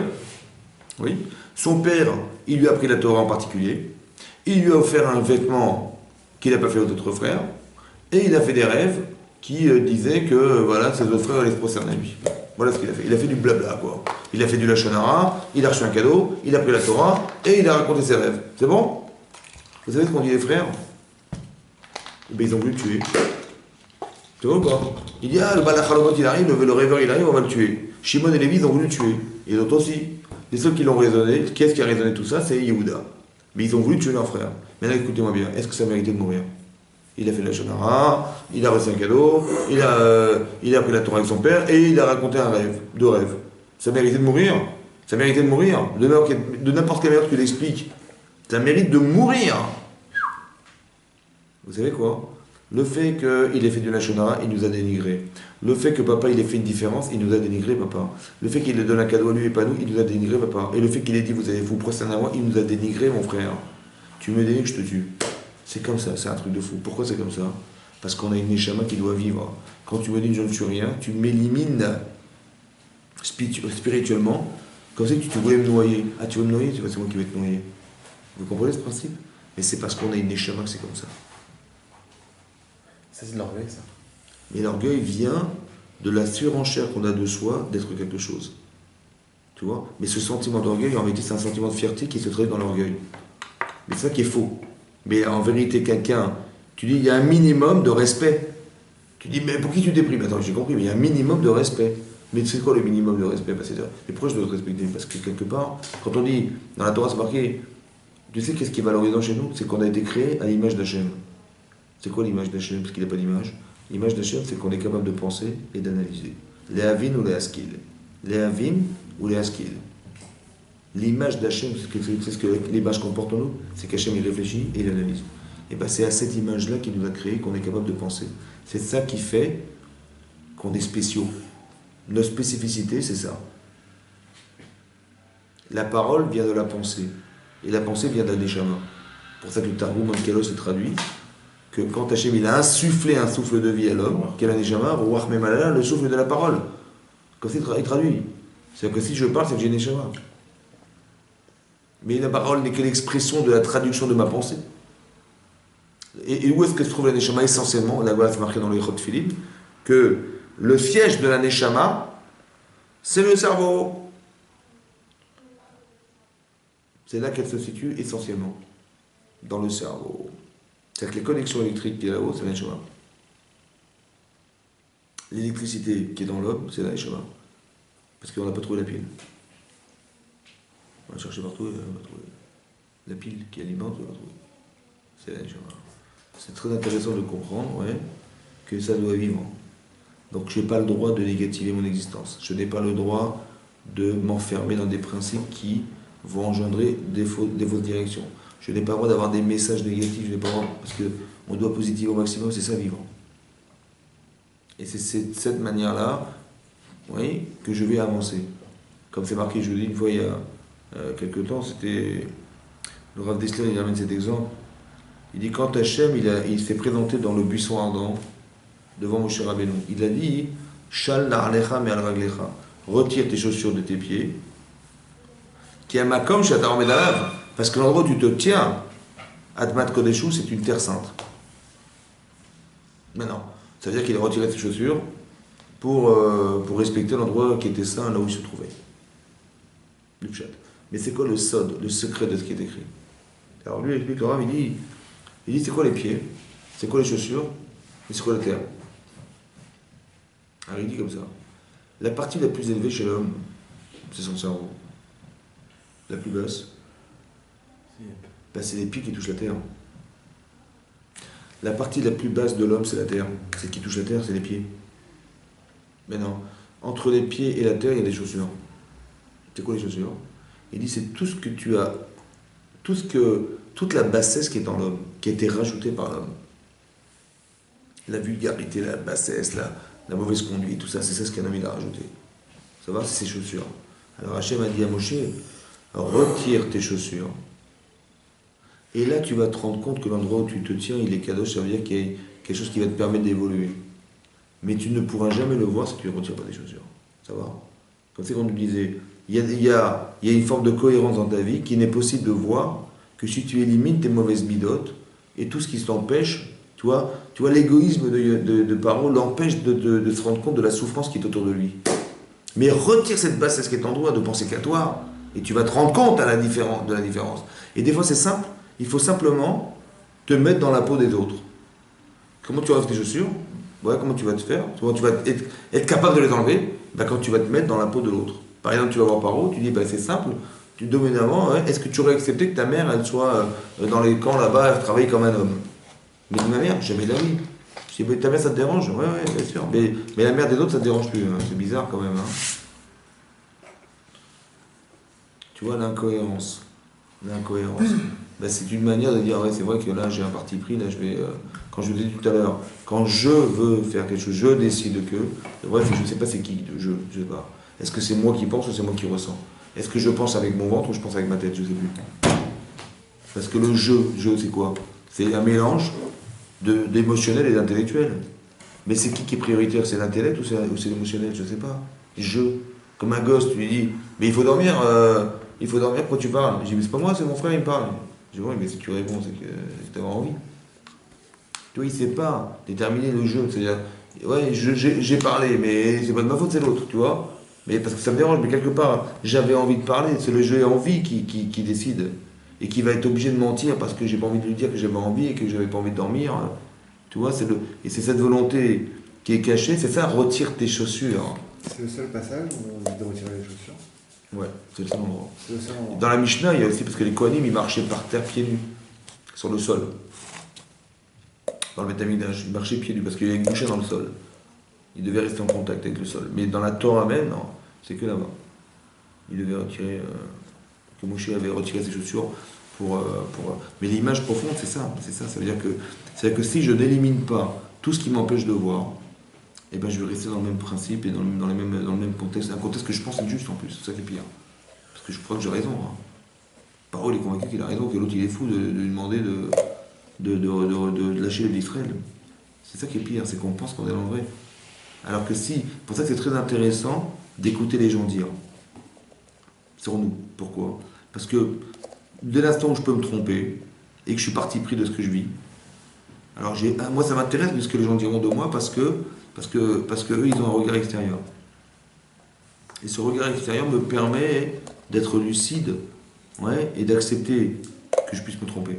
Donc si je suis honnête avec moi-même, c'est pour ça que les Chachamim, c'est marqué dans le Pirkei Avot, que les Chachamim ils sont Ohavim et Tatorachot, ils aiment les reproches.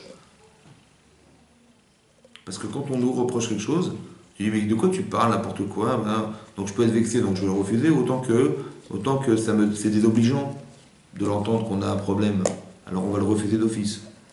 Mais si je veux changer, et si j'ai joui un jour de la puissance que peut avoir un changement dans ma vie, je n'attends que ça de changer. C'est pour ça que je vous dis, quand les gens se vexent de ce qu'on leur dit, c'est qu'ils n'ont jamais fait de tchouva. C'est évident. Ils n'ont jamais fait de tchouva. Parce que quelqu'un qui a compris qu'en changeant, il devient meilleur. C'est quelqu'un, il a des boulets au bout des pieds au bout d'une chaîne.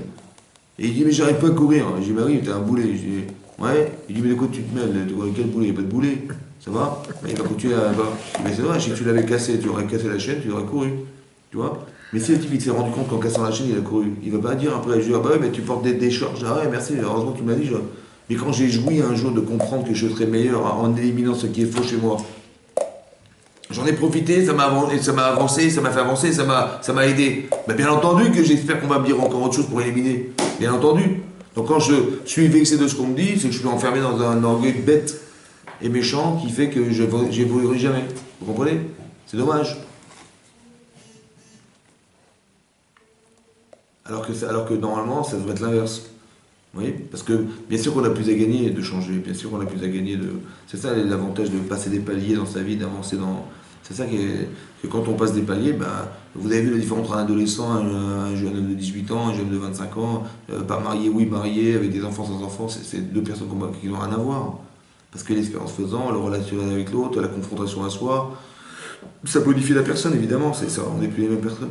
C'est ça qu'on espère. C'est pour ça que la famille, c'est un filtre fantastique d'évolution personnelle.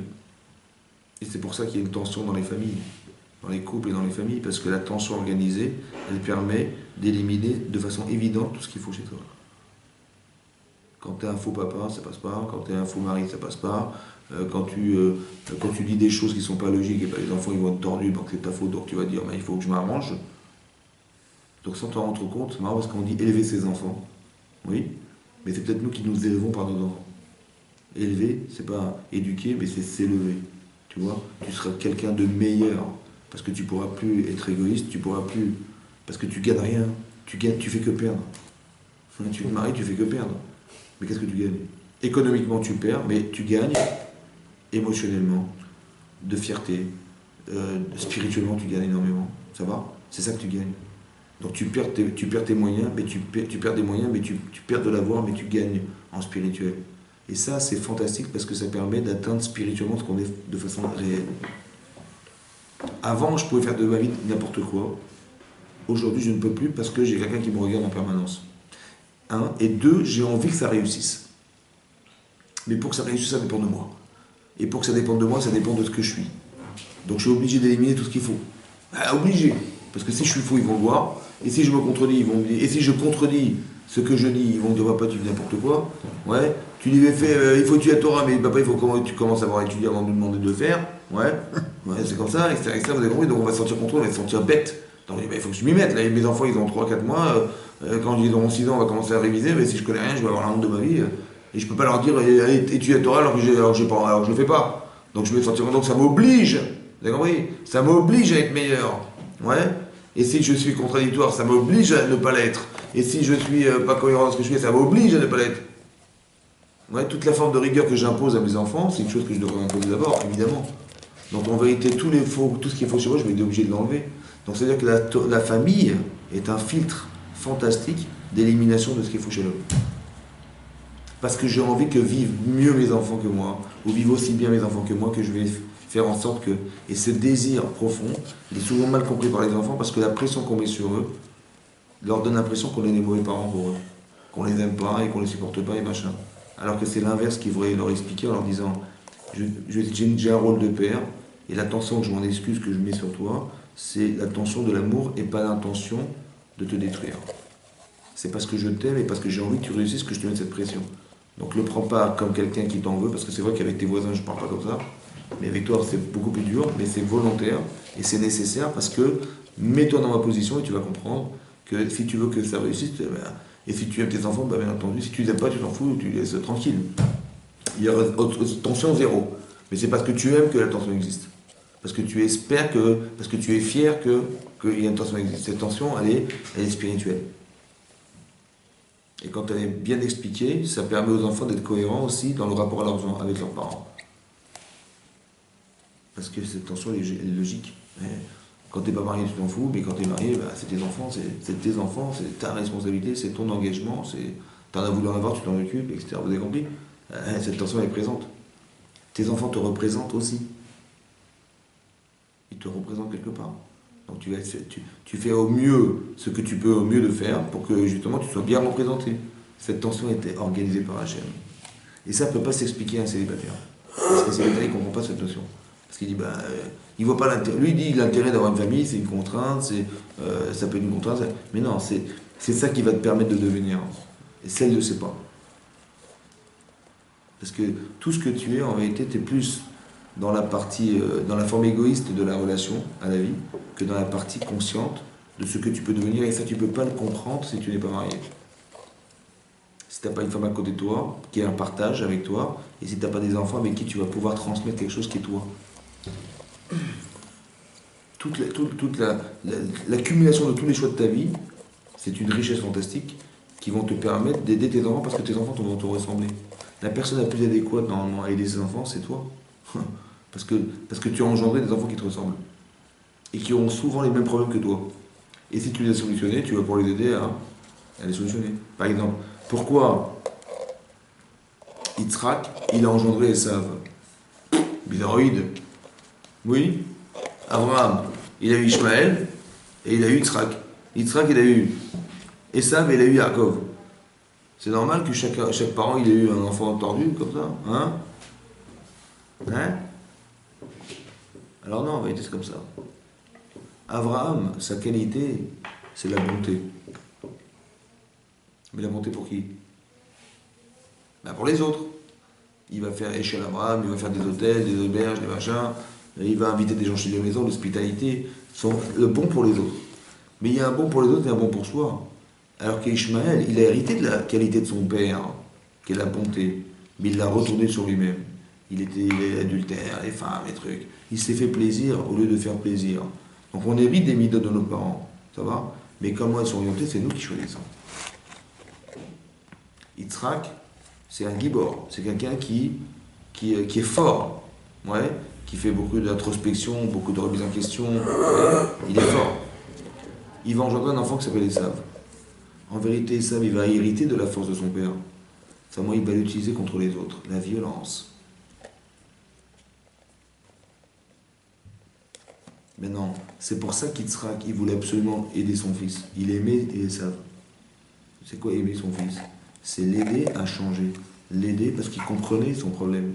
Celui qui a un gros Yetzirah, c'est Esav. Oui ou non? Mais celui qui a un vrai problème de travail sur son Yetzirah, c'est Yitzhak. Donc il dit, je sais, j'ai des clés pour t'aider. Je t'aime, je vais t'aider à t'en sortir. C'est ça l'amour qu'il avait. C'est ça l'approche. Vous avez compris? Plus que Yaakov, parce que Yaakov, il n'a pas cette problématique, cette nature. Mais celui qui ressemblait le plus à Yitzhak, c'était Esav, bien entendu. C'est pour ça qu'il aimait cet enfant, pour l'aider à sortir de ce problème. Vous avez compris? Cette forme de violence intérieure qu'il avait, Yitzhak, vis-à-vis de lui, il a utilisé cette violence à l'inverse contre les autres. Mais on hérite de nos parents, évidemment. Mais comment c'est utilisé après? C'est nous qui orientons, c'est nous qui décidons. Qu'est-ce que tu fais de toi? Tu dis, mais j'ai une tendance. J'ai compris, mais pourquoi tu la négatives, ta tendance? Au lieu de faire violence aux autres, ben fais-toi violence avec. Il y a des gens qui ont du caractère, sont forts de caractère. Ouais. Je dis, mais ce type-là, il va dire un grand rachat. Mais non, on a besoin dans la société des gens de caractère. Ça dépend de l'orientation que tu donnes aux choses. On leur donne des outils, mais on ne sait pas comment ils vont les utiliser. Ouais. Mais c'est nous, on a le devoir, en tant que parents, de les aider à savoir utiliser les outils qu'on leur a donnés un jour. Et quand il y a un enfant, il a un problème, etc., que tu te sens avec ton problème, avec ton problème, tu vas l'aider, ouais, subtilement, sans subtil, à pouvoir solutionner ce problème parce que tu sais qu'il a été le tien un jour. Et ton fils, il a hérité de ce même souci. Vous avez compris? Zako, Balour.